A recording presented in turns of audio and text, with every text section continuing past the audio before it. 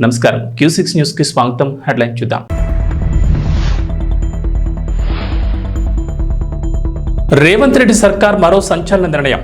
51 గ్రామాలు మున్సిపాలిటీలో విలీనం. సర్కార్ గెజిట్ నోటిఫికేషన్ జారీ.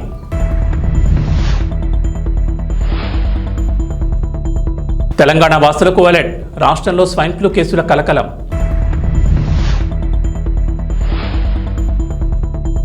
ఏపీలో వరద బాధితులకు ప్రభుత్వ సాయం.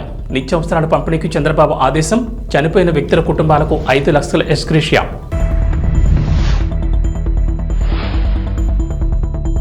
తెలంగాణకు రెయిన్ అలర్ట్. నేడు పలు జిల్లాల్లో వర్షాలు. వాతావరణ శాఖ హెచ్చరికలు. సంచలన నిర్ణయాలతో దూసుకుపోతున్న రేవంత్ రెడ్డి సర్కార్ మరో కీలక నిర్ణయం తీసుకుంది. ఓఆర్ఆర్ పరిధిలోని 51 గ్రామాలను సమీప మున్సిపాలిటీలో విలీనం చేస్తూ ప్రభుత్వం గెజిట్ నోటిఫికేషన్ జారీ చేసింది. తక్షణమే ఈ గెజిట్ నోటిఫికేషన్ అమల్లోకి రానున్నట్లు అధికారులు తెలిపారు. 51 పంచాయతీల రికార్డులు మున్సిపల్ అధికారుల చేతుల్లోకి రానున్నాయి. డీనోటిఫై చేస్తూ పంచాయతీరాజ్ శాఖ నుంచి ఉత్తర్వులు వెలువడ్డాయి. మేడ్చల్ మున్సిపాలిటీలోకి పూడూర్, రాయలపూర్ గ్రామాలు రానున్నాయి. దమ్మాయిగూడ మున్సిపాలిటీలోకి కీసర, యాదగిరిపల్లి, అంకిరెడ్డిపల్లి, చిర్యాల, నర్సంపల్లి, తిమ్మాయిపల్లి గ్రామాలు విలీనం కానున్నాయి. పోచారం మున్సిపాలిటీలోకి బోగారం, గోధుమకుంట, కరీంగూడ, రాంపల్లి, దయార, వెంకటాపూర్, ప్రతాప్ సింగారం, కొర్రెముల, కాచవాణి సింగారం, చౌదరిగూడ గ్రామాలు విలీనం కానున్నాయి. గట్కేసర్ మున్సిపాలిటీలోకి అంకుషపూర్, ఔషాపూర్, మందారం, ఎదులాబాద్, గణపూర్, మణిప్యాల్ కూడా గ్రామాలు కూడా విలీనం కానున్నాయి. గుండ్లపోచంపల్లి మున్సిపాలిటీ పరిధిలోకి మునీరాబాద్, గౌడవెల్లి గ్రామాలు రానున్నాయి. తూంకుంట మున్సిపాలిటీలోకి బొమ్రాజ్పేట, షామీర్పేట్, బాబాగూడ గ్రామాలు రానున్నాయి. అమీన్పూర్ మండల పరిధిలోని ఐలాపూర్ తాండా, కృష్ణారెడ్డిపేట, పటేల్గూడ, దాయర, సుల్తాన్పూర్ గ్రామాలు అమీన్పూర్ మున్సిపల్ పరిధిలోకి రానున్నాయి. తెలంగాణలో ఇప్పటికే వైరల్ ఫీవర్లు హడలెత్తిస్తుండగా తాజాగా స్వైన్ ఫ్లూ కేసులు కలకలం రేపుతున్నాయి. హైదరాబాద్లో తాజాగా 5 స్వైన్ ఫ్లూ కేసులు బయటపడ్డాయి. చాలా ఏళ్ల తర్వాత స్వైన్ ఫ్లూ కేసులు బయటపడడంతో ప్రజల్లో ఆందోళన మొదలైంది. దీంతో డాక్టర్లు తగిన జాగ్రత్తలు తీసుకోవాలని హెచ్చరిస్తున్నారు. తెలంగాణలో భారీ వర్షాలతో పాటు వరదలు పోటెత్తుతున్నాయి. దీంతో ప్రజలు తీవ్ర ఇబ్బందులు ఎదుర్కొంటున్నారు. సాధారణంగా వర్షాకాలంలో విషజ్వరాలు పంజా విసురుతాయి. ఇప్పటికే ప్రజలు చాలా మంది హాస్పిటల్ పాలవుతున్నారు. ఇప్పటికే డెంగ్యూ, మలేరియా, చికెన్ గున్యా సహా వైరల్ ఫీవర్లతో రాష్ట్ర ప్రజలు ఇబ్బందులు పడుతున్నారు. తాజాగా స్వైన్ ఫ్లూ కేసులు బయటపడడం కలకలం రేపుతోంది. చాలా ఏళ్ల తర్వాత రాష్ట్రంలో స్వైన్ ఫ్లూ కేసులు బయటపడ్డాయి. హైదరాబాద్ నారాయణగూడలోని institute of preventive medicine 4 swine flu కేసులను నిర్ధారించింది. ఆంధ్రప్రదేశ్ ముఖ్యమంత్రి నారా చంద్రబాబు నాయుడు వరద ప్రభావిత ప్రాంతాల్లో సహాయక చర్యలపై మంత్రులు, కలెక్టర్లు, ఉన్నతాధికారులతో టెలికాన్ఫరెన్స్ నిర్వహించారు. వరద బాధితులకు సాయంపై కీలక ప్రకటన చేశారు. వరద ప్రభావిత ప్రాంతాల్లో విస్తృతంగా చర్యలు చేపట్టి సాధారణ స్థితికి తీసుకొస్తున్నామని, ప్రతి ఇంటికి సహాయం అందించాలని సూచించారు. రాష్ట్రంలో వరదల వల్ల నష్టాన్ని వివరించి కేంద్ర సాయం కోరతామని చెప్పారు. ఈ వరదల్లో చనిపోయిన వారిని గుర్తించి మృతదేహాలను వారి కుటుంబాల వారికి అప్పగించాలని, ఒకవేళ ఎవరూ ముందుకు రాకపోతే ప్రభుత్వం తరపునే అంత్యక్రియలు నిర్వహించాలని సూచించారు. వరదలు, వర్షాలతో చనిపోయిన వారి కుటుంబాలకు 5 లక్షల పరిహారాన్ని ప్రభుత్వం తరపున అందిస్తుందన్నారు. వరద ప్రభావిత ప్రాంతాల్లో ప్రతి కుటుంబానికి 25 కేజీల బియ్యం, లీటర్ పామాయిల్, 2 కేజీల ఉల్లిపాయలు, 2 కేజీల బంగాళాదుంపలు, కేజీ చక్కెర అందించాలని అధికారులను ఆదేశించారు. మొబైల్ రైతు బజార్లు ఏర్పాటు చేసి బ్లాక్ మార్కెటింగ్ లేకుండా అతి తక్కువ ధరకు కూరగాయలు విక్రయించేలా చర్యలు చేపట్టాలన్నారు. వరద బాధితులకు ఆహారం, నీరు, బిస్కెట్లు, పాలు, అరటిపండ్లు అన్ని డోర్ టు డోర్ అందాలని, అన్ని అంబులెన్స్లు పూర్తి స్థాయిలో అందుబాటులో ఉంచాలని సూచించారు. వరద ప్రభావిత ప్రాంతాల్లో విద్యుత్ పునరుద్ధరణ వేగవంతం చేయాలని, శానిటేషన్ పనులు వేగవంతం చేయాలన్నారు. ప్రతి ఇంటిని శుభ్రం చేసే సమయంలో ఇంటికి సంబంధించిన వారిని భాగస్వాములను చేయాలని సూచించారు. ఏ తుఫాను కూడా ఎప్పుడొస్తుందో ఇంకా ఎవరు ఫిక్స్ చేయాల. తుఫాను అనేది మీరు గుర్తుపెట్టుకోవాల్సింది, సముద్రంలో ప్రారంభమైనప్పటి నుంచి అలర్ట్ చేస్తూ ఉంటారు. ఆ తుఫాను డైరెక్షన్ మారుతూ వస్తుంది, అటు పోతుంది, ఇటు పోతుంది, ఫైనల్గా ఒక డైరెక్షన్కి వచ్చి ల్యాండ్ మీద క్రాస్ అవుతుంది. ఇప్పటికీ ఇంకా ఫార్మేషన్లో ఉంది. రేపు ఎల్లుండి మనకు ఒక ఐడియా వస్తుంది. ప్రస్తుతానికైతే మనకు రాదని అంటున్నారు, కానీ ఆ డైరెక్షన్ ఏ విధంగా చేంజ్ అవుతుందో వీ కెనాట్ ప్రిడిక్ట్. అది వచ్చినప్పుడు ఎప్పటికప్పుడు మీకు అలర్ట్ ఇస్తాం. అన్నింటికంటే ఈరోజు కృష్ణా రివర్లో కూడా వాటర్ బాగా తగ్గింది. 6.67కు వచ్చేసింది. ఇంకా రేపు ఎల్లుండికి ఇది <5 కూడా వస్తుంది. ఇంకా తగ్గే అవకాశం ఉంది. నిన్న ఈ సమయానికి చూస్తే, ఇంకా ముందు చూస్తే 11.43 లక్షల క్యూసిక్స్ ఆఫ్ వాటర్ వచ్చేది. ఈరోజు దగ్గర 6.5 పడిపోయింది, సగానికి పడిపోయింది. రేపటికి ఇంకా తగ్గే అవకాశం వస్తుంది.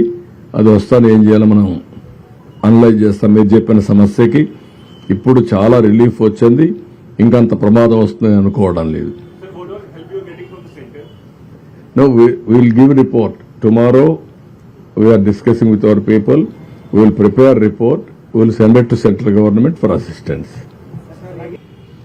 ఎన్ని ఇండ్లు మునిగిపోయినాయని కాదు, చాలా ఇండ్లు దెబ్బతిన్నాయి. సబ్మర్జెన్స్ వచ్చింది, మళ్ళా నీళ్లు వెళ్ళిపోయినప్పుడు వచ్చేస్తూ ఉంటుంది. ఇండ్లలో చాలా వరకు ఇబ్బంది కలిగింది. ఇంట్లో ఉండే వస్తువులన్నీ దెబ్బతిన్నాయి, వెహికల్స్ దెబ్బతిన్నాయి. అవన్నీ అనలైజ్ చేస్తున్నాం. ఎన్యూమరేషన్ లో అన్ని వస్తాయి మనకు. అందుకే దానికి కూడా ఏం చెప్పామంటే, క్యాటిల్ ఏవైతే చనిపోయినాయో అవన్నీ కూడా ఎక్కడికక్కడ డిస్పోజ్ చేయాలి. వెటనరీ డిపార్ట్మెంట్లో కొన్ని ప్రొసీజర్స్ ఉన్నాయి, అవంతా కూడా ఈ సాల్ట్ అవన్నీ వేసి అక్కడనే బరీ చేయాలని దగ్గరలోనే. అది కూడా ఒకసారి పెట్టాం, రేపు ప్రొక్లైన్స్ పెట్టి అవన్నీ బరీ చేస్తారు. ఓకే, అదే మరి ఫాడర్ కూడా పశువులకి అది కూడా ఉంది. దాన్ని కూడా నేను ఈరోజు మా నోటీస్కి రాలేదు, ఉన్నాయి కానీ అంత విజిబుల్గా రాలేదు. Will focus on that. రేపు వెళ్ళడం కూడా ఫోకస్ చేస్తాం. అదే మరి వరదల్లో ఒక విద్యుత్ ఆపడానికి వెళ్ళినటువంటి ఒక లైన్ మ్యాన్ పవర్ షాక్ చనిపోయాడు మొన్నే. అతనికి డిపార్ట్మెంట్ 20 లక్షలు ఇస్తుంది. గవర్నమెంట్ కూడా ఒక 10 లక్షలు ఇచ్చి 30 లక్షలుగా ఇచ్చి ఆయనకు న్యాయం చేస్తాం. ఇంకో పక్క గోదావరి లెవెల్ కూడా కొద్దిగా 41కి వచ్చింది. దాన్ని కూడా మానిటర్ చేస్తున్నాం ఎప్పటికప్పుడు. అందుకే బుడమేరుని సెట్ చేస్తున్నాం.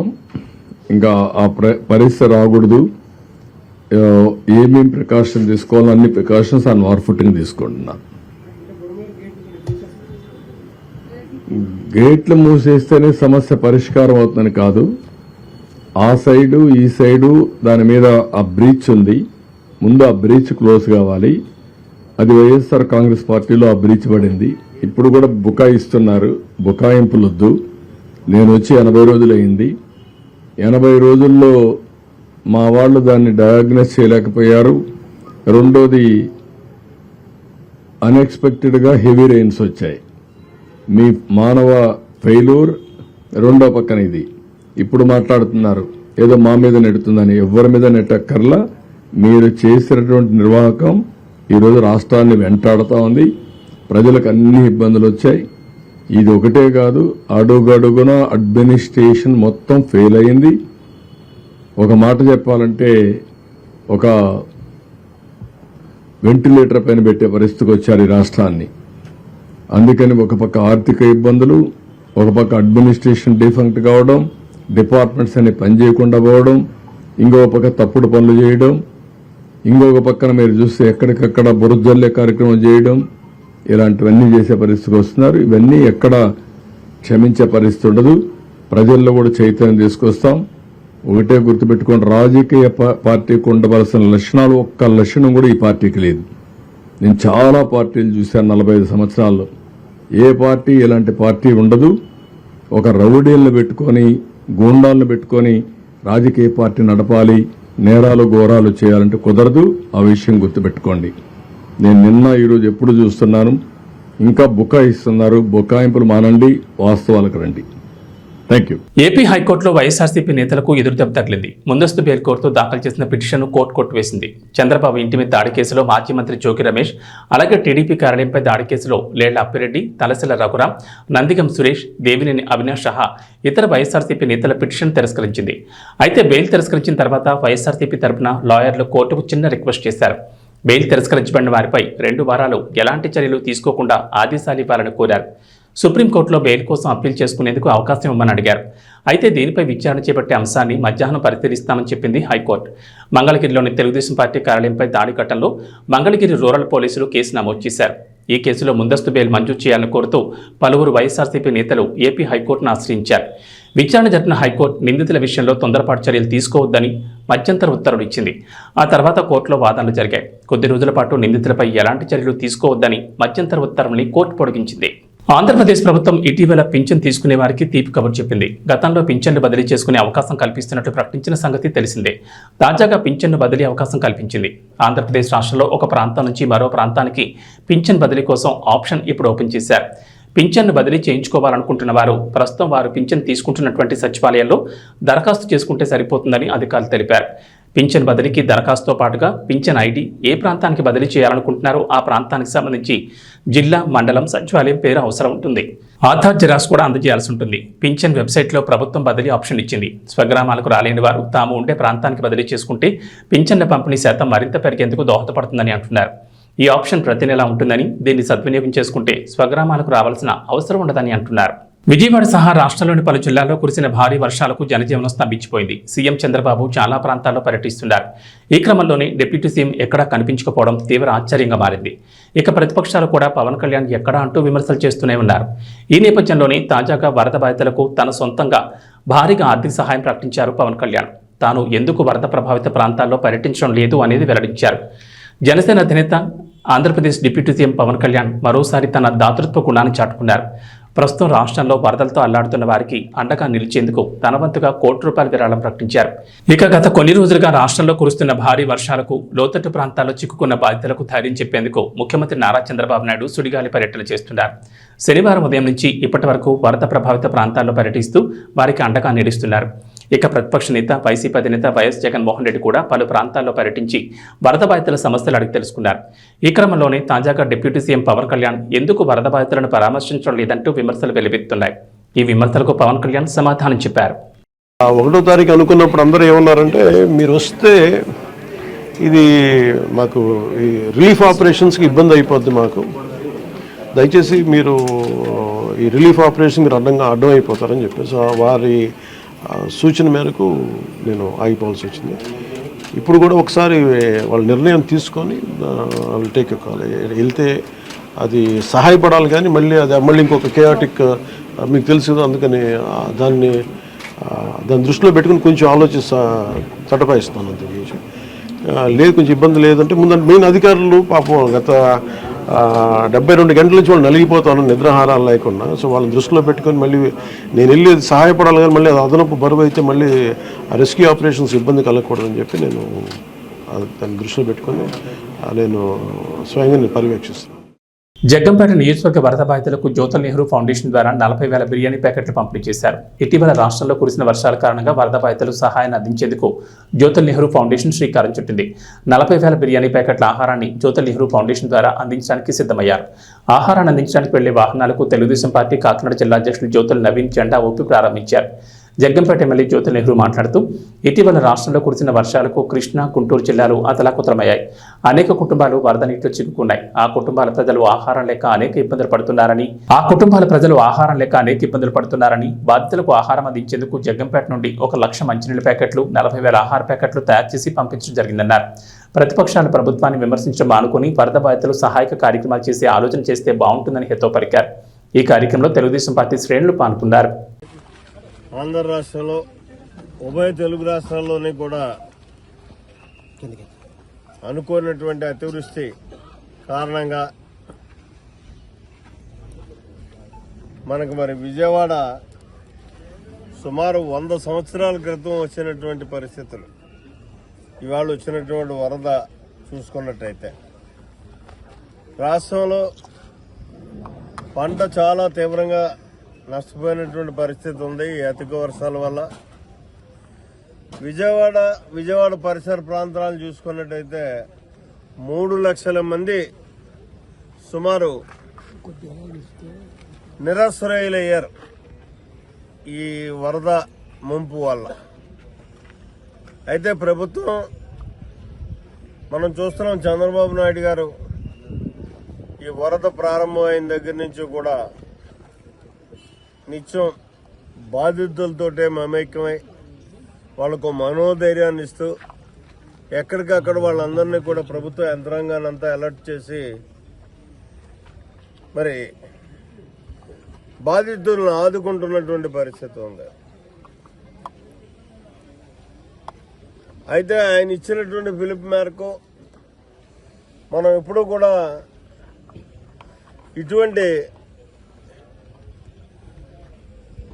ఏదైతే విపత్కర పరిస్థితులు వస్తుంటాయో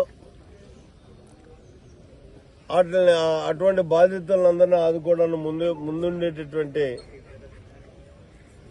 మా యంత్రాంగం కార్యకర్తలు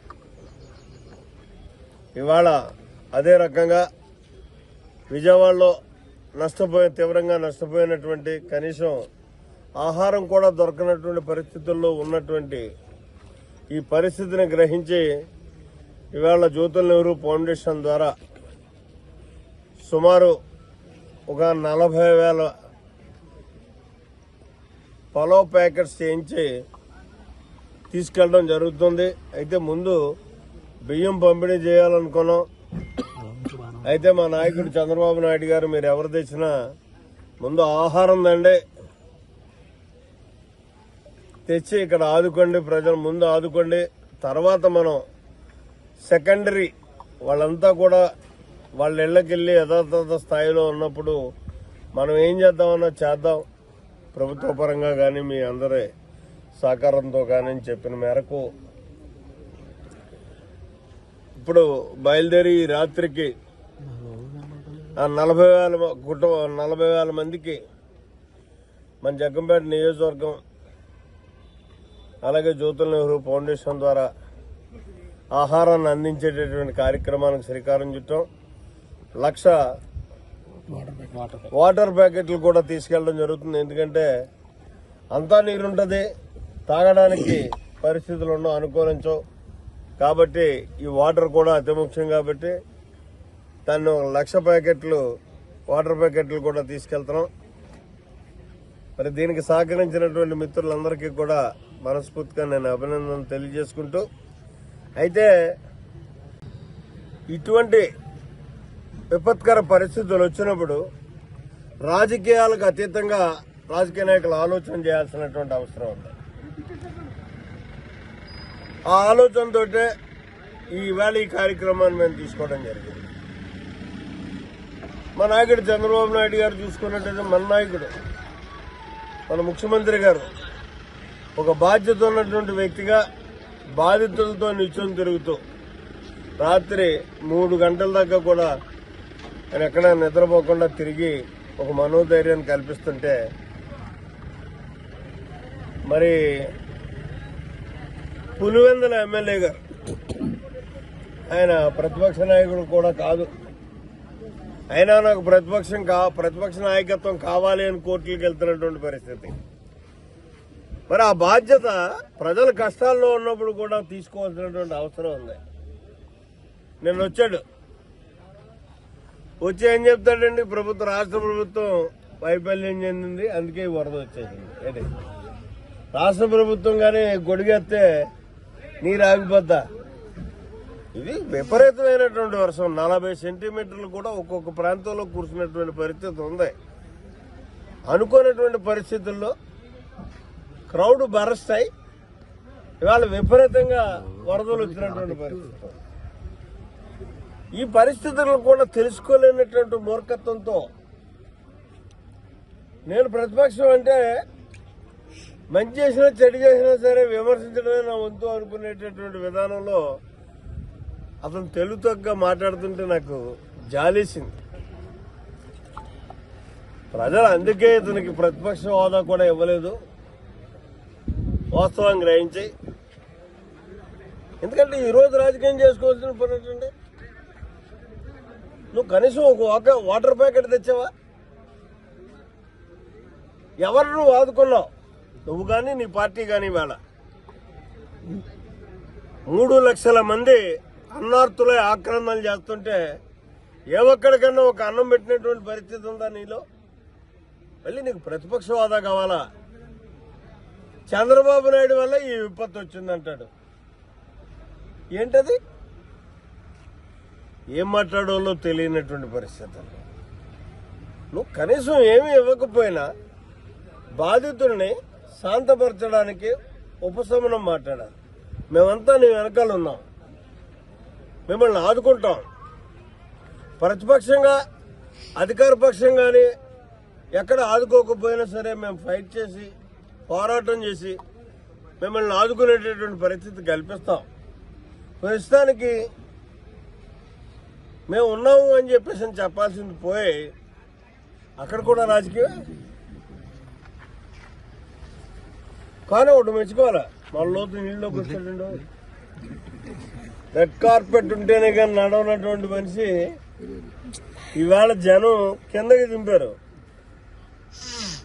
మన లోతు నీళ్ళలో నడిచాడు 4 అడుగులు. అది కూడా నేనైతే అనుకుంటాను అది కూడా ఈ జనం దింపారని మాత్రం అనుకోడు.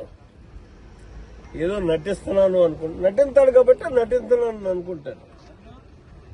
కానీ జగన్మోహన్ రెడ్డి ఒక ఎల్డర్గా నీకు నేను సలహా ఇవ్వదలిచాను. ఏపీ తెలంగాణలో గత వారం రోజులుగా కురుస్తున్న వర్షాల కారణంగా వేలాది మంది నిరాశ్రయులయ్యారు. ముఖ్యంగా విజయవాడలోని 40% నివాసాలు వరద నీట మునిగినట్లు వార్తలు వస్తున్నాయి.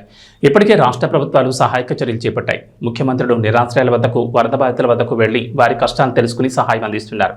మరోవైపు స్వచ్ఛంద సంస్థలు, సినిమా హీరోల అభిమాన సంఘాలు గ్రౌండ్లోకి దిగి తమ చేతనైన సాయం చేస్తూ బాధితులను ఆదుకుంటున్నారు. మెల్లమెల్లగా పరిస్థితులు కుదిరిపడుతున్నాయి. ముంపుకు గురైన ఇళ్లు, పంట పొలాలు బయటకొస్తున్నాయి. ఆహారం, ఇతర నిత్యావసరాలను సరఫరా చేస్తున్న స్వచ్ఛంద సంస్థలకు ఇండస్ట్రీకి చెందిన పలువురు స్టార్స్ మద్దతుగా నిలుస్తున్నారు.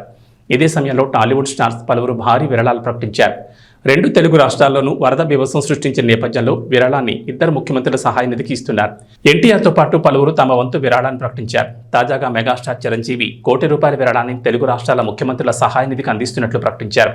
సోషల్ మీడియా ప్లాట్ఫామ్ ఎక్స్ ద్వారా చిరంజీవి ఈ విషయాన్ని అధికారికంగా ప్రకటించారు. 2 తెలుగు రాష్ట్రాలను వర్షాలు అతలాకుతలం చేస్తున్నాయి. గత 4 రోజులుగా కురుస్తున్న వర్షాలతో ఏపీ, తెలంగాణలోని చాలా ప్రాంతాలు జలమయమయ్యాయి. ముఖ్యంగా ఏపీలోని విజయవాడ, తెలంగాణలోని సూర్యాపేట, ఖమ్మం, మహబూబాబాద్ జిల్లాల్లో జనజీవనం స్తంభించిపోయింది. భారీ వరదలతో బోళ్లకు నీట మునిగాయి. ఇప్పటికీ చాలా కాలనీలు ముంపులోనే ఉన్నాయి. ఇల్లు, వాకిలి కొట్టుకుపోయి కట్టుబట్టలతో నిరాశ్రయాలుగా మిగిలారు. ఇటువంటి సమయంలో వాతావరణ శాఖ మరోసారి హెచ్చరికలు జారీ చేసింది. 2 తెలుగు రాష్ట్రాల్లో నేడు వర్షం కురిసే ఛాన్స్ ఉందని చెప్పింది. 3 రోజుల క్రితం విలయం సృష్టించిన వాయుగుండం అల్పపీడనంగా మారి ఇప్పటికీ ఉత్తర తెలంగాణ, దక్షిణ మధ్యప్రదేశ్పై కొనసాగుతూనే ఉంది. బంగాళాఖాతంలో ద్రోణి వాతావరణం ఉంది. అది నేటి నుంచి మరో 3 రోజులు ఉంటుందని వాతావరణ శాఖ అధికారులు తెలిపారు. పశ్చిమ మధ్య బంగాళాఖాతంలో రేపు మరో అల్పపీడనం ఏర్పడే అవకాశాలున్నాయన్నారు. వీటి ప్రభావంతో మరో 5 రోజుల పాటు 2 తెలుగు రాష్ట్రాల్లో విస్తారంగా వర్షాలు కురుస్తాయన్నారు. కొన్ని జిల్లాల్లో అత్యంత భారీ వర్షాలకు ఛాన్స్ ఉందని వెల్లడించారు. ఏబీ బులెటిన్ విశేషం. నమస్కారం.